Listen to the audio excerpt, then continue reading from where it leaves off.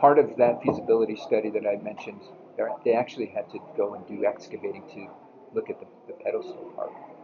And so my stance currently is that we have to comply with the judge's order. I'm somebody who wants to always comply with the judge's order. Well, I'm an attorney. I'm surprised you guys haven't, and I'm surprised. I'm shocked that the city is defying a court order. And who the hell isn't getting your asses, yanking your asses in contempt? Well, and I think the folks. Yes. I don't. Right? Thank you. Michael for SantaFe.com. So that's why this feasibility study is so critical, because that's been the justification why something hasn't been done, because we're figuring out through this feasibility study, because when we appropriated the money for the study, that was my major concern, was, is this study going to get done within the time frame the judge required this to be put up? Did we recoup any money from the people who tore it down, who are going to have to, okay, so Zero. Carmack did us a good job on that one, for sure. If I'm understanding, can I ask a question? This is your time too. We don't have any answers on the obelisk, because this is, to me, property was damaged, put it back up, this is easy.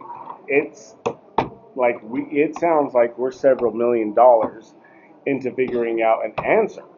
I would say Right? That's a lot of waste. Total investment. I mean, chart was, from my opinion, as I was a counselor when we initiated chart. I on the front end advocated that we do a chart process, because it would allow for critical community conversation to happen, not only about the monuments, but also about the historical trauma in our community. That conversation is going to take more than a year. That's a long-term commitment and conversation that needs to be had. During that process of chart, I was the sole counselor that consistently reminded the chart facilitators, the chart team, that their responsibility was to come back to us with a clear, concise recommendation. Every time they came to us, they would defer and say, that's not what we're tasked to do, and I would refer back to the resolution we passed and said, it stipulates here, you're to come forward with recommendations on the monument. And once the chart process was concluded, their survey that was conducted, it didn't allow for a clear, concise, it kind of, and I, going off memory, some of the results were rebuild with new pieces, move, tear down, and so it wasn't like a clear objective. And it began to be like split in regards to, the data showed that a slight majority of folks wanted it rebuilt. And Counselor, do you guys have any questions? There's 1 minute left. No. Okay, go ahead. Yeah, and so at the end of the day, the city needs to take action. That's, as mayor, we will take action and come to a conclusion on this. That's one of my top priorities. I'm gonna vent something if I'm like pretending that I'm reading mind in the answer that we got from that. I guess like the better question we should have answered is, who the hell who does the buck stop with? Because I got like 9 different layers of problems that like, and I didn't get who's defying the court order. We want to talk to that dude. So as mayor, the buck stops with me. As mayor, on day one, every single issue that you're going to hear folks complaining about, they're my issues. They're my problems to ultimately work. I'm not somebody who's going to consistently be pointing back and say all this and say it's all their fault. I ran. I knew what the issues were, and ultimately, it's my priority to get them fixed. Thank you very much, Council. At the potpourri table for as candidate forum, and our moderator will take over. Yep, I'm Lisa Woldridge. I think we've met before. Yes. I'm your facilitator, so I think we're all sort of getting in the groove here. So who has a question? I do. Okay. The basic function of government is to collect taxes, account for them, and distribute those to resources. It seems as the fundamental function has been categorically missing year after year. If we're not meeting our audits, that's like you failed the first test right out the gate. That's like we can't have a government that does not meet audits. Period. Especially in this town. Do you have an answer for that? Oh, absolutely. So, for those that don't know me, I'm a current city councilor. As I mentioned, I've been in my role for 5.5 years right now. When we began to get into this challenging situation around audits, I was probably the lone person that kept raising the red flag and saying, we've got issues here, we've got problems. My voice was dismissed. No, everything's fine and everything's great. Year after year after year, by year 4 of us having late audits, it became a major problem for folks. Now, in regards to my plan, this is where hiring is critical. I mean, it is, you have to have the right folks in the right positions. I'll admit, I'm not going to be the expert on everything.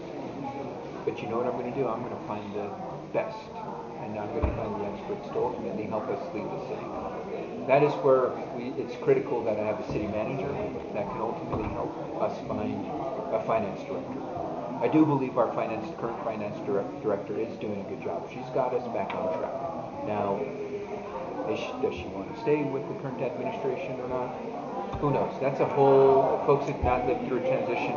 Some folks leave, some folks stay, seeing where the wind might take them. I am somebody that, not only on the finance side, but in other city departments, if things are going well, we want to continue that momentum. I'm not in favor of, the same ideology of some of my opponents of having a forensic audit. We know where things aren't going well. I mean, as a city councilor, I know right now what's not going well. You've got basic city services, your infrastructure is not being well maintained. You've got your parks that are not being well maintained. You've got, mentioned the financial infrastructure. That really needs to be modernized and built up. You've got our land use department, which is really struggling. Sure. Sure.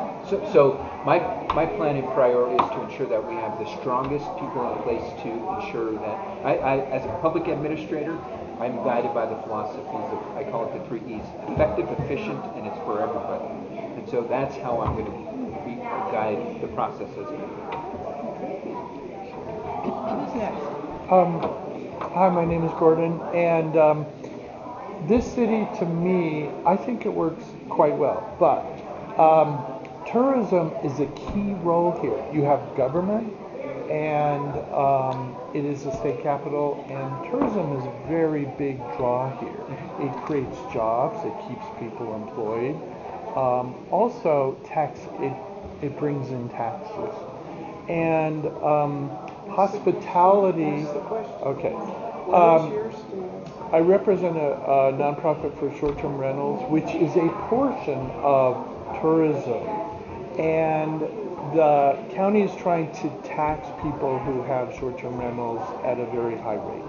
What is your position on short-term rentals and how it contributes to the city with respect to hospitality in general and tax collection? Sure. So, short-term rentals provide a benefit, but they also provide a deficit. We have to be honest and real. When a short-term rental is on the market, it's taking away housing from potential residents. Clear, plain, and simple. One of my priorities as mayor is to really begin to work and restructure our current short-term rental ordinance. Folks aren't really aware of that. We have essentially 2 buckets of what I'll call short-term rental. You have your residential short-term rentals, which are capped at 1,000 permits. Then you have your business development district short-term rentals, which the original philosophy is they'd be in business areas where it's not going into residential areas, but that's not holding true because they're going into areas like the South Capitol area, where they don't get permits like this side, they get licenses. There is an unlimited number of licenses for this bucket. In addition, this bucket over here, short-term rentals, the residential ones, the permitted ones, it's only one per person. Business development district, unlimited. A person can have 50, which people do in this city. We need to be able to ensure that it's an equitable process that ultimately is not harming our community in the sense it's taking away housing. At any given time, especially during the height of summer months, we have probably 3,000 short-term rentals, with probably at least 1,000 of those operating out of compliance.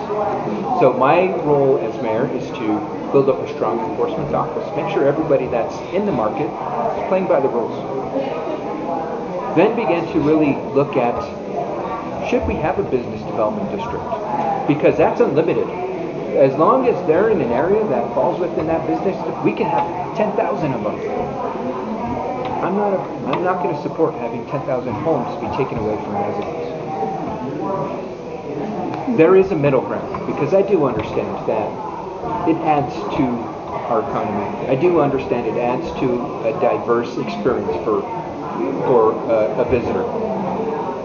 But it should not come at the detriment of destroying neighborhoods, which I've seen of the South Capitol neighborhood. Plain and simple, that's my district. I think we're gonna get the maracas or the whistle here pretty soon. Sure. So, do you have a question? On immigration, on immigrants, the immigrant population in Santa Fe, how proactive would you be to support that population? Oh, extremely. So I actually had a meeting yesterday with one of my co-counselors, Councilor Castro, and some local leaders in the immigration front, and as well as the immigration committee, the city's immigration committee chair.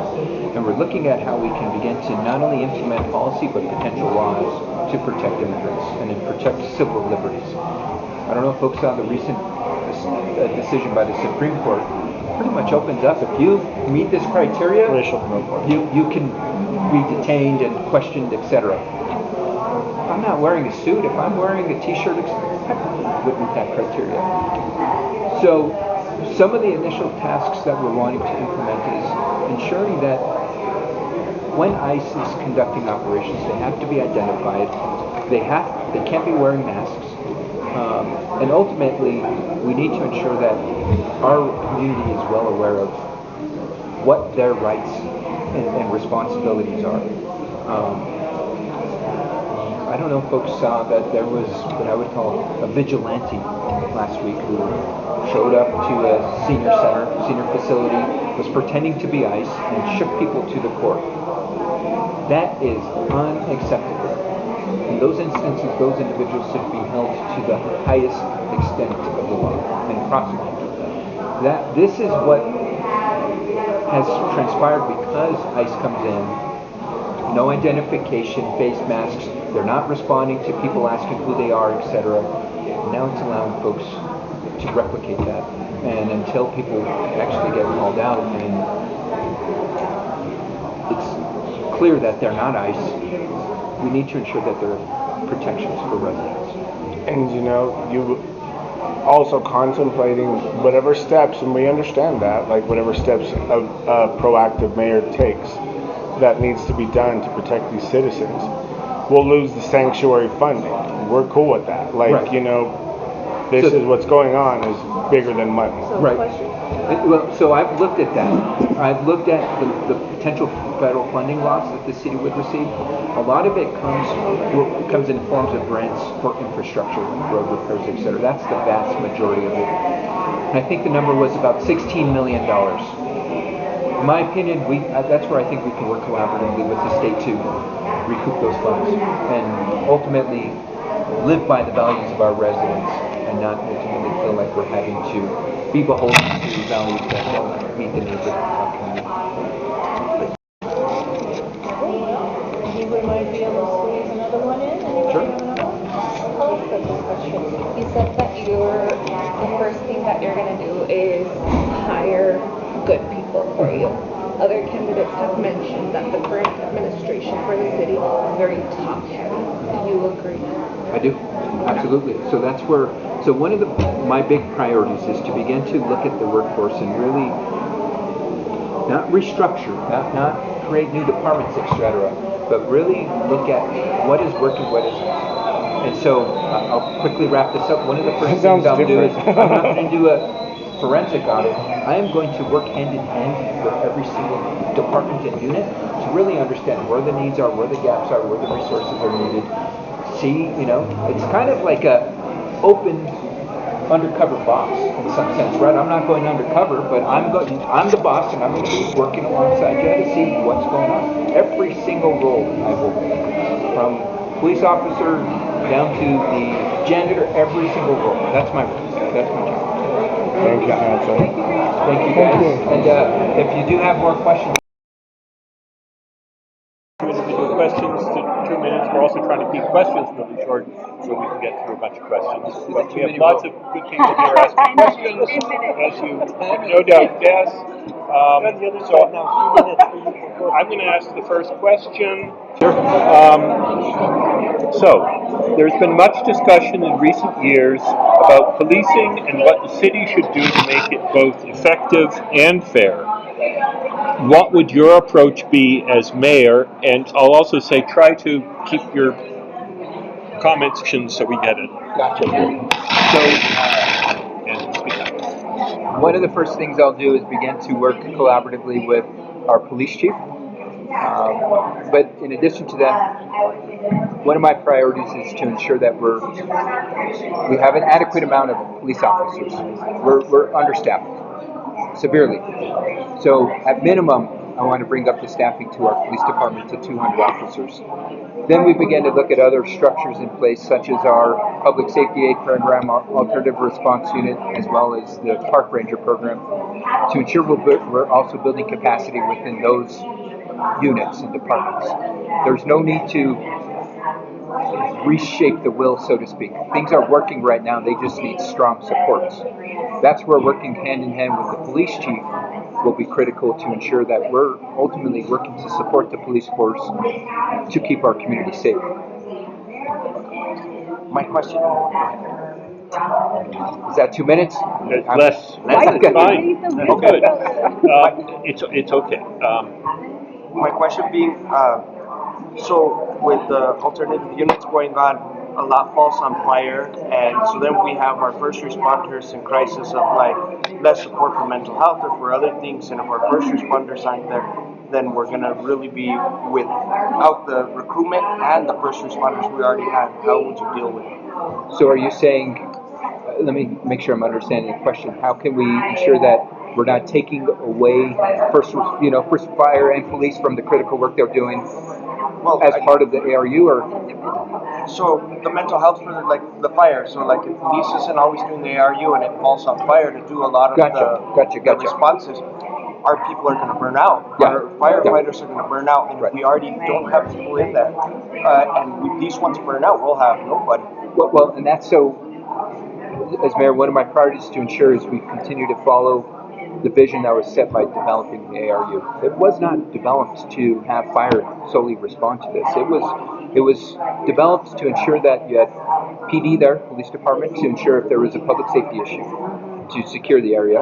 You had fire there to ensure if there was some health response needed, paramedics, etc. And then there's supposed to be certified officials that could help in addition to that. That way, if there's not public safety or health, they can get on their way to do the critical work in our community. Now, if fire is solely responding, we got to shift that. That's unacceptable. Unacceptable. We need to ensure that this is an equitable process, and more importantly, we need to ensure that we have appropriate staff on board. So that's where one of my priorities is to ensure that we've got a lot of fire. We have sufficient amount of PD. Actually, that's why we got boost up PD. What we don't have is the health experts that actually do the triage after, helping get folks to the support services that they actually need. That's where the city needs a lot of help. And as mayor, that's my commitment. And so not only to have one AR unit, not only two, we've got to have a minimum of 5. These folks have to be constantly rotating to ensure that we're helping them provide the support services needed on a 24/7 basis. It's critical. I mean, it's one of these things. Oh, next question. I got one. So how do you feel like the fire department is the best location for the AR units, or do you think they'd be better under like community health and safety? Community health and safety. I mean, fire has been the easy route for it. I mean, and I think possibly because that was where Miho lived. It's bigger than Miho right now, and so that's where having what I see the core function of the ARU is the community service component. It's the addition to of having fire and PD there, that is the support. You need to ensure that you have that infrastructure within the city department that can have the capacity to take that individual, triage them, and actually follow them along a process. One thing we're not doing in this city is we're just continuously responding and saying, okay, well, if you're OD'd, here's some Narcan, and we're not actually getting folks the critical support services long term that we need to have that long term sustainable change. That's where establishing, some of these one-stop shops, homeless centers. I mean, in the city, you can't just have one. We have to have multiple in our city that can ultimately bear the burden of this huge social issue that's going on in the city of Santa Fe. Because at the end of the day, whether folks live here or are traveling through here, it's our responsibility to ensure that we're safe and that nobody is losing their life to issues like mental health, to substance abuse, economic issues. I mean, domestic violence. That our community has a responsibility to protect our fellow community members, whether they're transitioning through town or they've lived here their whole life. Counselor, can I get clarification? So, are you saying like you're committing the city to building like these rehab facilities, these mental health facilities? Yes. So that's been a priority of mine before I started running for mayor. These are conversations that we begin to have with offices like the governor's office. Got a couple county commissioners, Commissioner Adam Johnson and Commissioner Lisa Kakari Stone, who are wanting to be part of the solution, because this is a challenge that the city can't tackle on its own. And it's something that no matter what we do, we're not going to be able to eliminate it. All we can do is work to provide the support systems that minimize and mitigate and ultimately help people transition into the support services that they need. And my hope is we have high success rates and you start to see less folks in the community requiring those support services. Could I ask you about solving the 911 call problem? That's huge. Kind of spread this around. Is there something that has spoken of? Ask a question you'd like to ask one? I want to ask a question in regards to, so we're nearing full capacity with our police force. We're getting there, right? There have been studies that say we need to actually add more police officers to our force because of the size of our city. Right. First off, how would you address that? And not only how would we go about doing it, because it's going to be a big lift with budgeting and so on and so forth. So to support that. Right. So what we can do is we can begin to immediately look at existing resources. That means going through the budget and looking at where there has been unspent staff salary. In our world, we call it staff salary savings. That money just continuously rolls over. We can begin to utilize that to hire officers. Now, in addition to using that money to hire officers, there also has to be incentives to bring officers that ultimately want to work for us, and more importantly, officers that want to live in Santa Fe. The city currently provides incentives for officers to travel using their vehicle out of the city. What we're not doing is we're not providing incentives for officers to live here. So we have to at least provide equitable incentives, and not only for PD, but for fire and any first responders, critical positions such as that actually can provide housing stipends for them. We owe that to those positions. In addition to that, what we also need to do is ensure that we're working collaboratively with, whether it's the Sheriff's Office, State PD, to ensure that we're working to leverage each other's capacity. And so, Thank you. all right. Well, there's a chair there. Oh, okay. Just know that if you put that closer to him, it'll be louder for him. Will you push that? Okay. Mama. I'm sorry, Rosemary. We're gonna start since we have limited time. Welcome. We have Michael here, Michael Garcia, and I'm gonna start off with a few regular questions and we'll open it up to the table. Sure. Why did you choose or not choose to pursue public campaign financing? Sure. So I'm a publicly financed candidate. I've done it twice in the past during my 2 council runs, and it's a process that I honestly believe we should have every candidate run in. And the reason being, it creates an equitable field. For those that have not participated in the process, money is a severe force in campaigns. But ultimately, it does not lead to the ultimate decision of whether a candidate wins or loses. My previous campaign, publicly financed, my opponent raised twice as much as me, and I still beat him. At the end of the day, I want to ensure that the priorities of the people are what's pushing my platform and agenda, not special interests.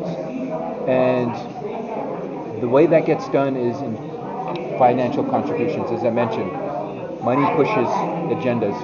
As a publicly financed candidate, throughout the entire process, even if somebody lived in the city, the most somebody can contribute to my campaign would be $205. Now, when you compare that to a privately financed candidate, max is $2,500. You can see the vast comparison, right? And so I did it because I'm beholden to the people and their interests, not private interests. So. The next question is, do you support the city establishing the Office of Equity and Inclusion? Why or why not? Yes, I voted in full support of it, and I'm quite frustrated that we haven't fully staffed it yet. That is an office, especially in a time like we're seeing now at the federal level. It's critical that we have city staff working to coordinate and collaborate our community members. For example, just yesterday I had a meeting with city staff, one of my co-councilors, Councilor Castro, as well as some local immigrant leaders in regards to what are the policies and ultimately laws that we need to begin to develop to ensure that not only are our immigrant community members protected, but our entire community is protected from their civil liberties. That is an initiative that should be coordinated by that office. That's the supports that we foresaw in the creation of that office.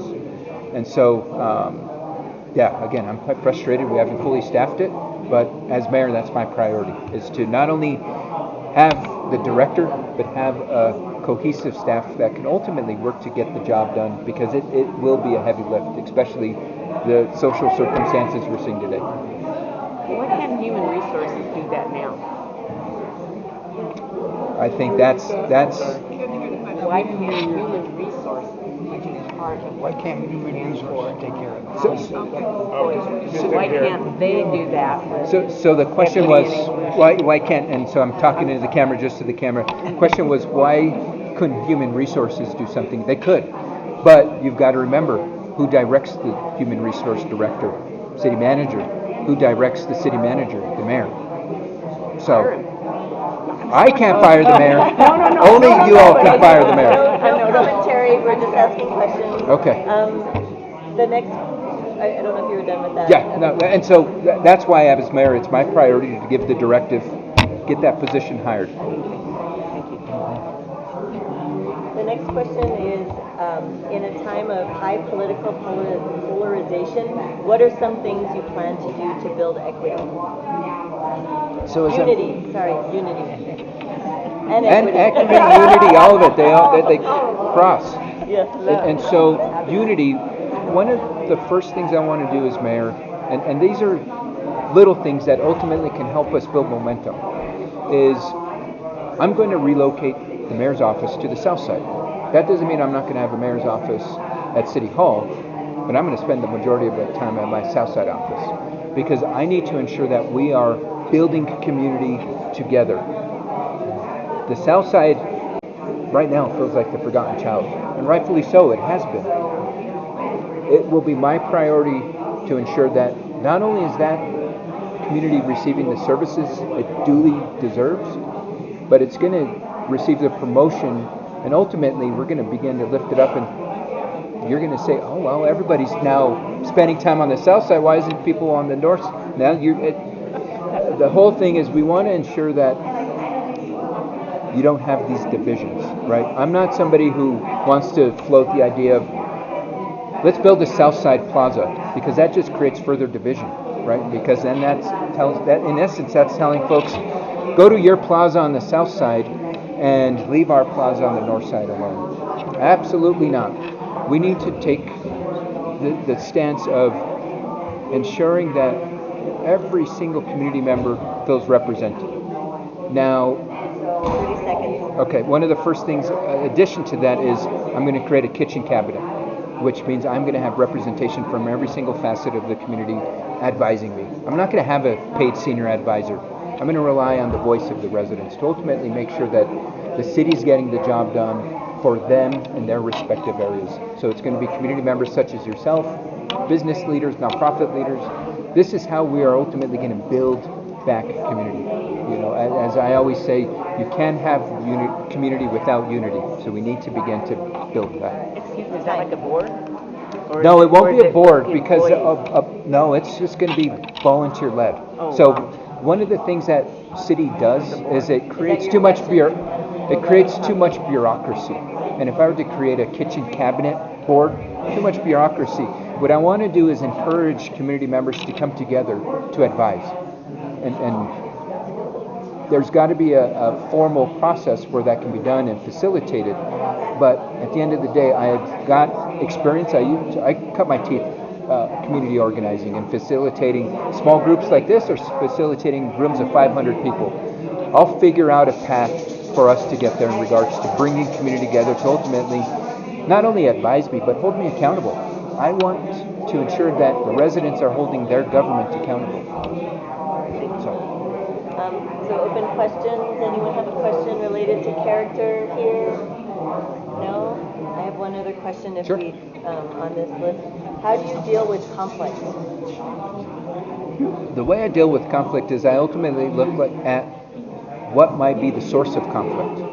Sometimes it's interpersonal relationships, sometimes it's a topic. I tend to look at conflict as an opportunity to bridge and look at an opportunity to learn and grow. Let's take the idea of, immigration right now in our community. That's a very polarizing topic.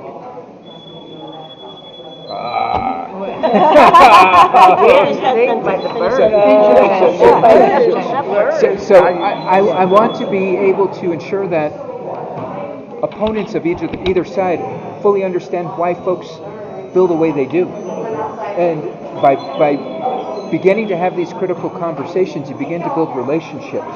You begin to take that topic that is sometimes so harsh into something that is easily identifiable and translatable for the individual to say, oh, wow, I really understand that. You might completely not change that person's ideology, but you begin to reduce conflict. So, Thank you, Mike. yeah, absolutely. So, thank you all. Thank you. To overcome this barrier? Biggest barrier to accessing housing is the cost of housing right now. If you look at the average home, typically $500,000 plus. If you're looking at the average rental for a two-bedroom rental, nearing $3,000 right now. Biggest barrier by far. So what's your plan? So my plan, in regards to providing opportunities, so for folks that aren't aware of affordable housing and eligibility for affordable housing, the threshold right now that's being used is 80% AMI. AMI is the area median income. That's set by the feds because we get a lot of money from the feds. What that equates to is for a family of four, it's about $79,000. When you look at family of four, $79,000, you can see why the vast majority of folks do not qualify for affordable housing. One of the first things I'll do as mayor is begin to raise that threshold up to 150%. Now, we can't do that for the federal grants, but every other opportunity outside of that we can. And the reason why I would first stop at 150% is because the New Mexico Affordable Housing Trust Fund, it's a new fund that just got established a couple years ago. They allow you to go up to 150%. Now, what does that mean in regards to AMI, the area median income? That means now a family of four can make up to roughly $130,000 a year and qualify for affordable housing. In my opinion, that would begin to capture folks like police officers, teachers, firefighters, nurses, etc., to ensure that we're providing the opportunity for that workforce to stay here. Now, what I don't want to do is see compaction where those folks that initially qualified for the 80% now are competing against everybody else. Absolutely not. You have to ensure that there is a certain supply for folks that hit up to the 80% AMI. You have it in categories, 80%, 120, 150, and that way you're ensuring you're having to capture all for all, and you're not having that competition against one another. Do you happen to know, like, because you mentioned federal funds, how much currently is in federal funds for those affordable housing? It varies year by year because it's based off the grants that we're getting. The primary source that we're getting is HUD funding, and the most recent year, I believe it's $6 million we've got. So. And then beyond that, you're saying it's like that excise tax that's in that's in limbo, and that's been. I'm not. So I was a supporter of that excise tax. It has been deemed illegal by the judge. I don't see that being overturned by any means. So I'm not of the mindset that we should be putting all of our eggs in one basket saying the judge is going to we've got to begin to start having different philosophies in how we're going to begin to support affordable housing. Now, in addition to raising the AMI, we've got to begin to utilize city land. We have to begin to ensure that we are working collaboratively with whether it's the county or the public schools to ensure that all three of us are on the same page in regards to how we are going to efficiently tackle this issue together. That's what it's going to take. I want to ensure that, for example, we've got teacher housing proposed to go over at E.J. Martinez. I don't know if folks have saw that. There are many other opportunities for the city to partner up with the public schools on initiatives like that, whether it's through infill projects, utilizing city land, school land, etc. Now, additionally, the city has to continue to put money in the Affordable Housing Trust Fund. As I mentioned in my opening comments, I was the strongest advocate to do the $3 million a year. I actually it almost didn't get passed. I had a meeting with Mayor Weber. It was the finance chair at the time, Councilor Abeta and Councilor Romero Worth, Councilor Abeta and I were on the same page. Councilor Romero Worth and the mayor weren't, and that's when I said, well, you don't want to put it forward. They wanted to do less than $3 million? Do any. They said we put it there. We could. Since she chairs that now, community development. Well, the interesting thing is I said, you take your stance, I'll bring forward a resolution and then vote against it. Interesting how that changed opinions. Yeah. Well, they didn't.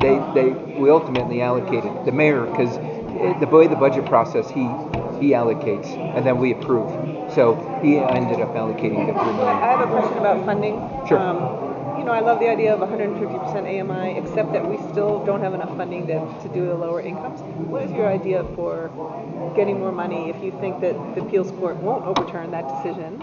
Or how do you feel about general obligation funds, more taxes on short-term rentals? advocating at the legislature? What are some of the things that you can, because it's pitiful. Right. 6 million total, 3 million from Housing Trust Fund, 3 million from the CDBG fund, from HUD. Well, and you've got to have Nothing. sustainable income, right? And the way I look at it is, where would sustainable income come from? One of the first things, and this deals with land use office, but one of the first things I want to do is begin to ensure that it's working effectively, efficiently. And one of the structures I'll implement is having kind of a fast track process. Think of Amazon, how when you do Amazon Prime, you can expedite your shipping. The city will be able to do that same type of process with development. It's going to cost more, but you'll get your stuff quicker. Now, all that additional costs are going to go to the Affordable Housing Trust Fund. In addition to that, I am in favor of looking at how we can raise revenue from short-term rentals. It is having a housing impact on our housing stock. We need to take that money and begin to invest in housing as well. Those are reoccurring revenue sources that we can invest in. Now, I think, as I mentioned earlier, we do have the State Affordable Housing Trust Fund. That is a fund that is very, very plentiful. I don't want to underestimate the impact that can have on our community. We just have to have the plan. And when I mean the plan, they have to be almost shovel-ready plan. So we can go to the state to say, here's our plan, let's get it done. But the only barrier to that is audits. We need to ensure that our financial house is in order. That's actually what's prevented us from getting a lot of funding over the last 4 years, is we have not been able to apply for it. Do you want to ask your question? Sure. How would you use public land and public financing to subsidize the cost of affordable housing to bring down the cost? So we're currently doing that with Midtown Campus. We're using public land to develop affordable housing. We're going to be using public money to develop the infrastructure for everything else that's going to go into there.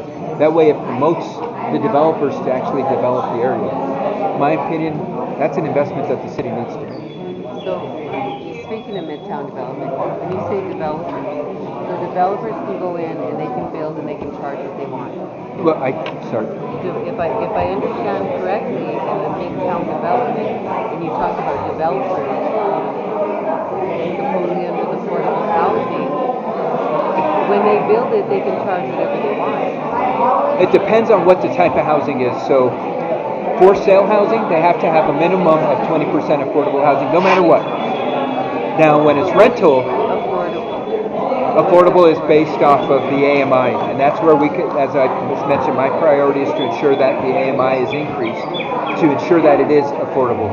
I want us, my hope is to get us off that word affordable, because that question always comes up, what is affordable? And we begin to talk figures, right? In regards to, you're going to qualify for housing if you meet X amount of funding. And the Midtown development, is that actual houses or is it condos and apartments? It's going to be condos and apartments. Yeah, that's what I thought. It's not going to be single-story multi-family. Yeah. Thank you very much.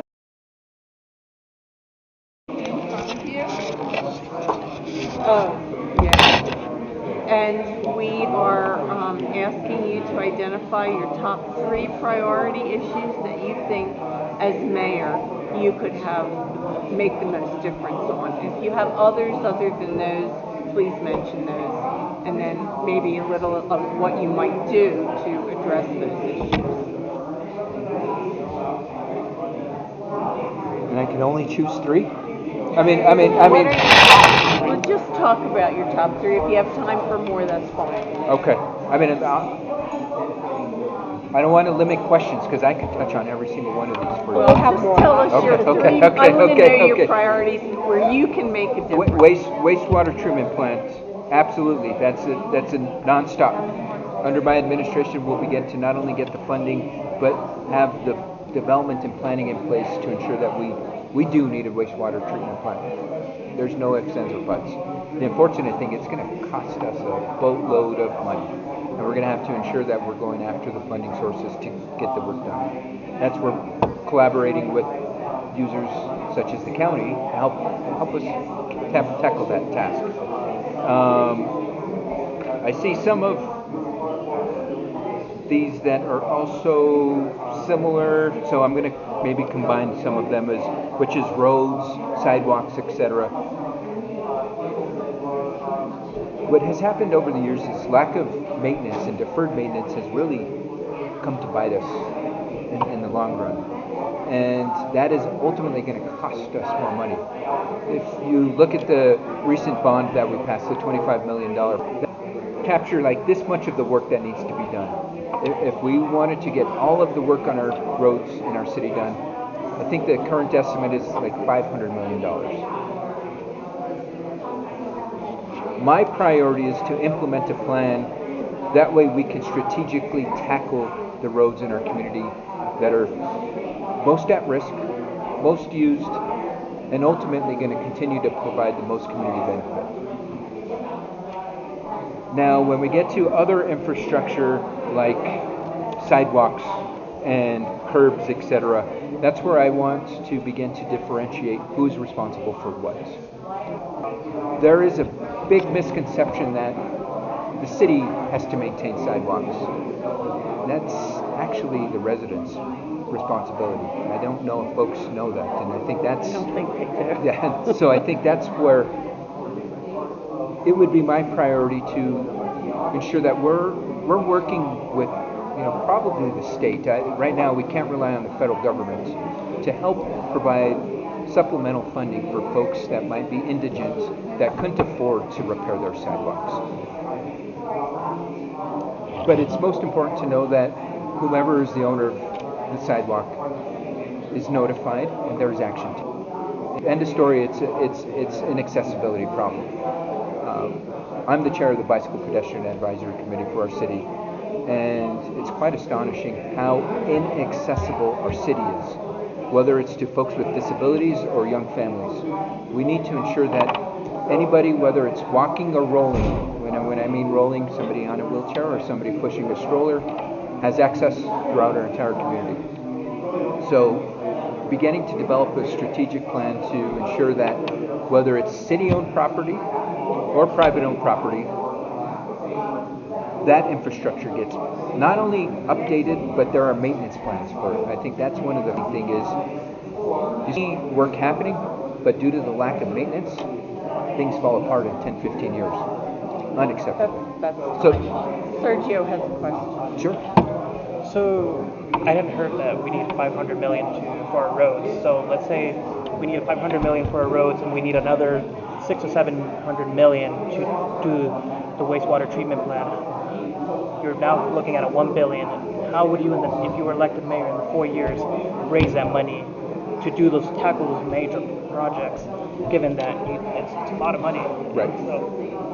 So that's where having a strategic plan is critical, because it's not one verse all at once. You have to ensure you're piecemealing the projects out. So with the wastewater treatment plant, I want to parcel that out because that is funding that is going to need to come in a quicker, more expedited manner. There are revenue sources with the federal government, with the state of New Mexico, that will ultimately help us pay. We just have to apply for the funds. Now that our financial house is finally in order, we can ultimately begin to get the vast majority of those costs covered. Those costs that we can't get covered, I would look at implementing a bond measure. That way, at the end of the day, the bond would be covered by the costs of users. We don't want to put additional burden on users, but at the end of the day, I have to ask residents, would you want a failing wastewater treatment plant or potentially see an additional dollar implemented on your bill? I think in this instance, we have to ensure that we as a community are investing not only for the now, but for the long term. Because I look at it as we're only the gatekeepers and responsibility, the responsibility lies for the present.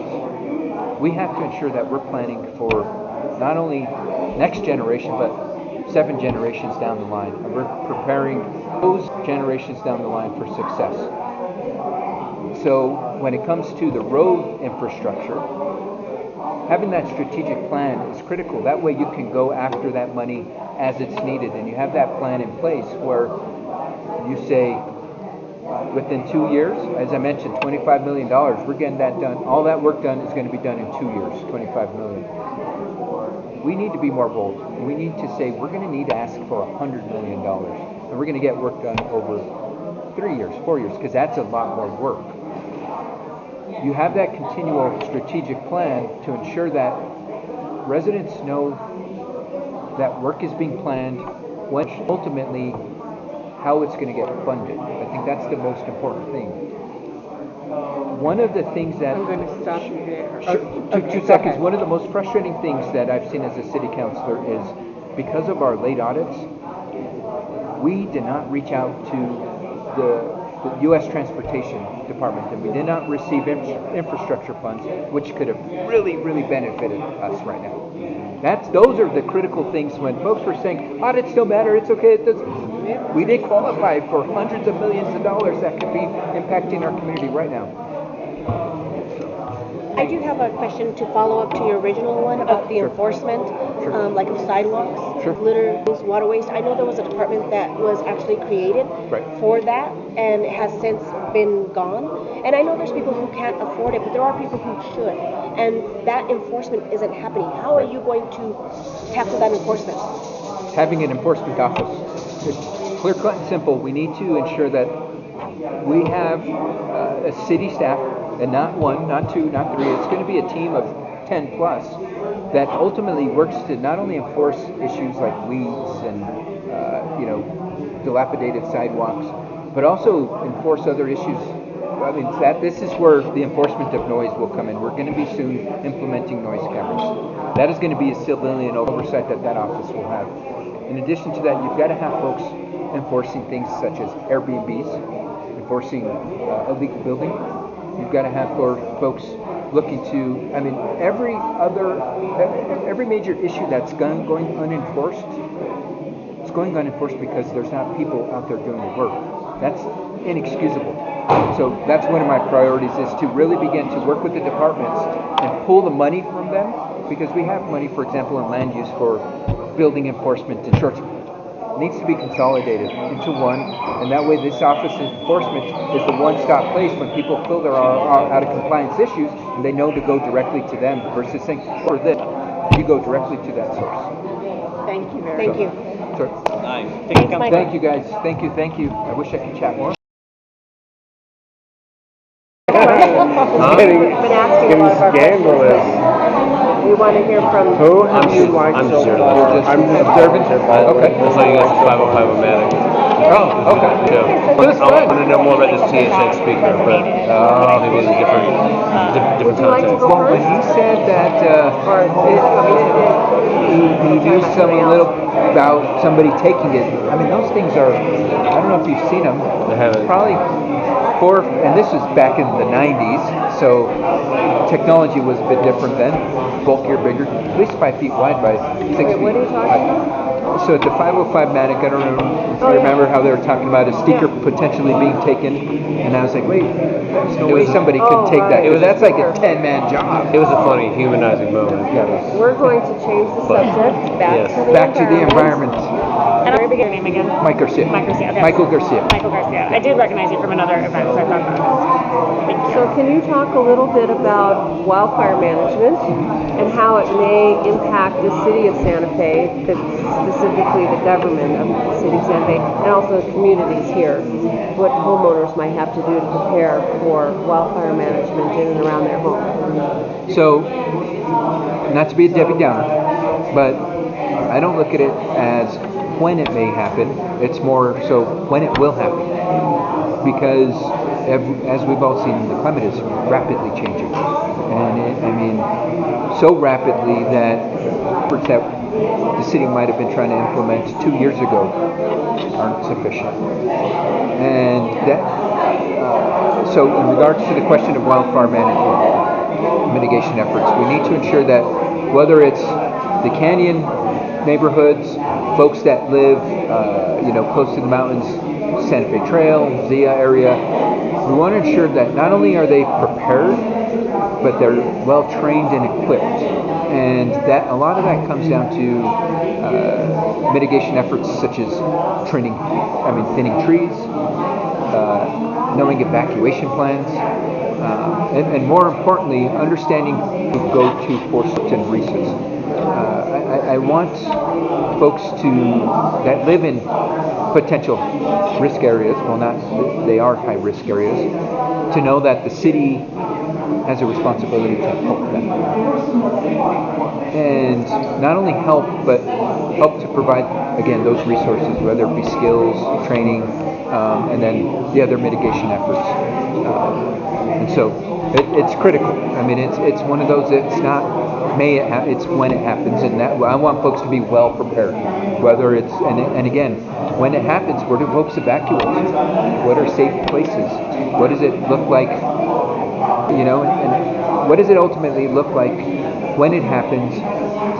When it's systems go. I mean, pick up and go, and ensure that folks are well prepared to be safe. At the end of the day, I want to ensure that when an issue happens, there is no loss of life. I mean, you can't protect property. At the end of the day, the goal is to save life.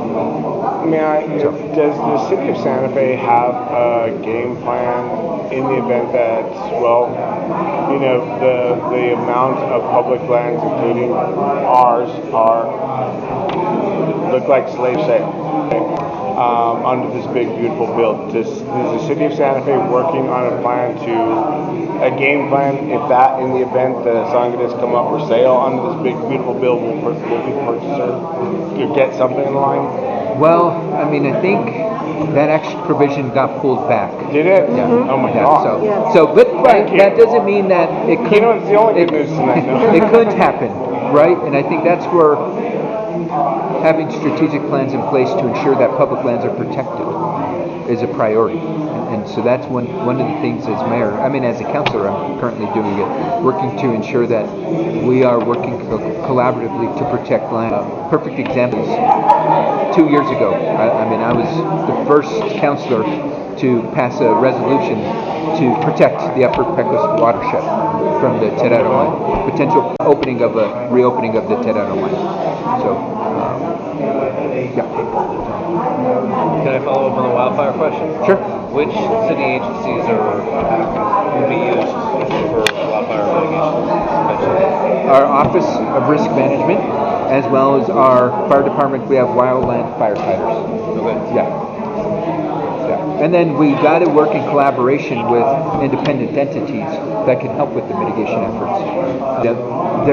Because there is a clause in our Constitution that is anti-donation, the city couldn't go and thin trees for a resident because that would be seen as a service that the person would benefit from. There are certain clauses that would allow for it, that should it be for like affordable housing, etc. But that doesn't mean the city couldn't work and collaborate with another entity that can ultimately do those mitigation efforts. I see the city helping to play that conductor role, to look at it from the perspective of, well, if the city can't do this due to whether it's lawful limitations or financial limitations, who else in our community or what other governmental entities might be able to help and assist? So in my day job, I work for the federal government, and my role is partnership development. My job was to reach out to all of the other federal agencies to figure out how we can leverage resources. So as mayor, that's one thing I would continue to do, is look at how we can continue to collaborate with the county, the state, feds, tribal entities, local nonprofits, to ensure that we're all working together to leverage the impact we're having on our community. One of the things I learned early on in my age, especially when you're working in the nonprofit world, is a lot of times folks might be working on the same initiative and competing for the same resources, so the impact is minimized. If we build coalitions to not have competition for resources and ultimately work to leverage resources that are gotten, you can have much more of a stronger impact in whatever the topical interest that you're working on. So, sure. Any other? We do. Okay. Questions? I have a question. Go ahead. What do you personally appreciate about the environment? Personally, I mean, living in Santa Fe, I mean, it's no secret why people love our community, because we are surrounded by beauty. That is why it's important that protections must be in place, whether it is the environment of your park down the street, or the Del Valle Trails, or significant spaces like Bandelier. We, as government, have a responsibility to be stewards of our environment, and we have the responsibility to be the leaders. We should not be setting forth policy unless the city is taking the initial action. And so, I know this wasn't the question, but one of the first things I'll do as mayor is we have a sustainability plan to be, sustainable by 2040. I don't feel we're meeting the criteria where we should be at this point in time, especially since the rapid rate of climate change is having an impact on our community. So I will begin an assessment of where we're at, where the gaps are, where we might be doing good, but more importantly, look at where we're not doing good and begin to ensure that there are plans in place to get us back on par and ultimately meet goals. So I think it's that kind of having that reassessment, this recentering of the focus, and ultimately being transparent and being reasonable if goals that were set many years ago are actually achievable by 2040. I want to work with that openness to residents of Santa Fe to say, if it comes down to it, to say, well, 2040 was the goal, but it might be 2045. Until an assessment is done, we might know that we're on track, and it might be 2030. So, but highly unlikely. Do you support a proposal to ban camping in city lands like parks and whatnot? So there is a ban on camping in city parks. So we just don't enforce it. It should be enforced. So if you see somebody park every day. Yeah, that is what we would call a problematic area. So the challenge with illegal camping such as that is we'll have enforcement, and typically it's our park rangers that will go and clear an area, and then folks leave, but a new set of folks come in and camp. And so the law is that you are to clear the area within 24 hours. They would come in. So it's just unfortunately a revolving process. And I think that's where, not the topic of this table, but of having the appropriate support services for the unhoused would be the best mitigation effort versus continuously kicking people out, because you're at the end of the day, that's a drain on resources that can be utilized elsewhere in our community. The Ranger program has basically collapsed in on itself. Are you inclined to reboot that, or to actually put someone in management that could run that? Park Ranger program, ARU, and public safety aides, as well as I don't think I mentioned it.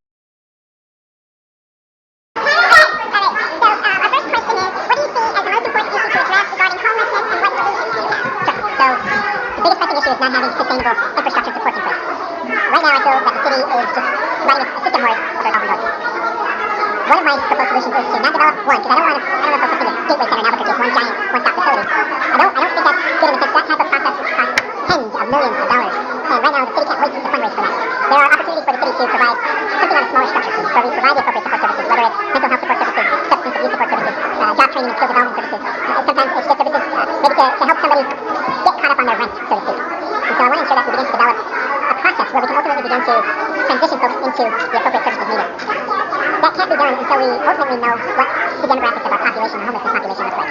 Critical information such as understanding why folks might identify themselves as homeless. I don't want it to be prescriptive, it needs to be self-identified.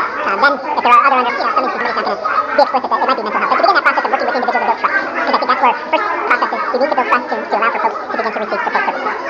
Then you really understand other critical information such as how long they've been homeless, are they from Santa Fe, how long they've been here, are they transitioning through, what are the support services that actually they need, and begin to, again, help folks with the support needs.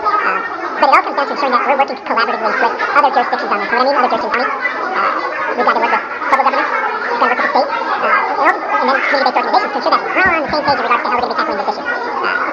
build a community coalition to ensure that organization A knows what organization B is doing. That way there's not duplication of services and ultimately a gap in services provided to the community. And more importantly, not a competition for resources. So I think this is an issue that we'll never ever have a solution to eliminate. I think we have to be real about that. But that doesn't mean we can't provide supports and structures in place to severely mitigate the issues. And what would you say are there solutions for housing for homeless who are not yet homeless? So there's got to be multiple levels of housing that's provided. When you look at some of what I would call entry, potentially providing safe spaces for folks to park their vehicles. We have a great population, great number of folks who live in their cars. You have to potentially provide safe spaces for encampments of folks if that's the way they want to live. Then you get into the power shelter process. Then you get into what I would call more kind of brick and mortar, whether it's apartments, townhomes, and actually going all the way up to the top of the spectrum of permanent housing where folks can actually potentially begin to build equity in homes. Councilor, my brother's been on the streets for 20 years. In the city that we were born and raised, he lives on the street. I can tell you one thing is that you can deliver the service to that individual. To take on them. But I'm going to tell you something else that's very critical. You're not against the person, you're against the illness. You make meaningful help available, and then you put your boundary. So we need to make meaningful help available, but then put our boundary. Because it's what every reasonable aspect would approach it. That's my opinion. I see you know. I'm just Thank you. Do you have a question? Anybody? Yeah, go. because we need to keep this that's helpful to take care of everybody else later. So the next question is, how would you address the panhandling that's going on that's frustrating a lot of people in the city? Right. So I don't know if folks are aware, the city currently has an anti-panhandling ordinance. Are folks aware of that? You mean the median, the 3 feet? No, there is an actual no panhandling ordinance. Criminalizing homelessness? No, it's not specifically criminalizing homelessness. It's just in general, no panhandling. Okay, I wasn't aware. Yeah. So the reason why it's not being enforced is that ACLU has sued not us but other municipalities and has because it's been deemed a violation of the First Amendment. Now, when it was what you were referencing is the new enforcement or new ordinance that doesn't allow folks to sit, stand, sleep, etc.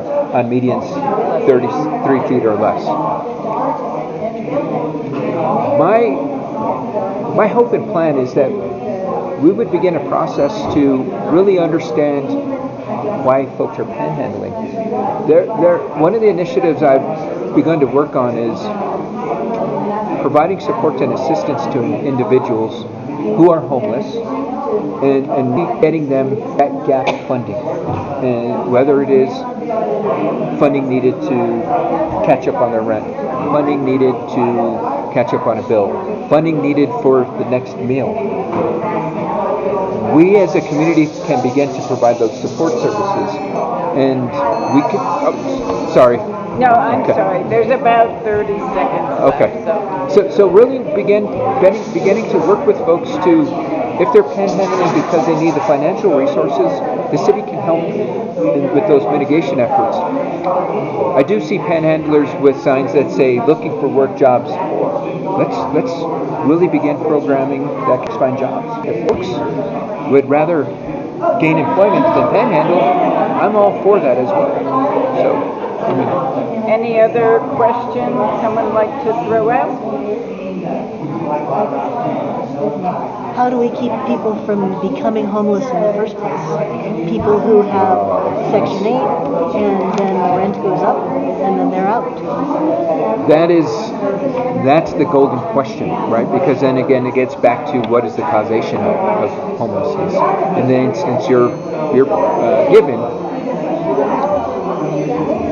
we can begin to implement laws where individuals are forced out of housing by the landlord because they want to raise the rent, thus not making them eligible for Section 8. And so we've got a current book on the books that we just passed where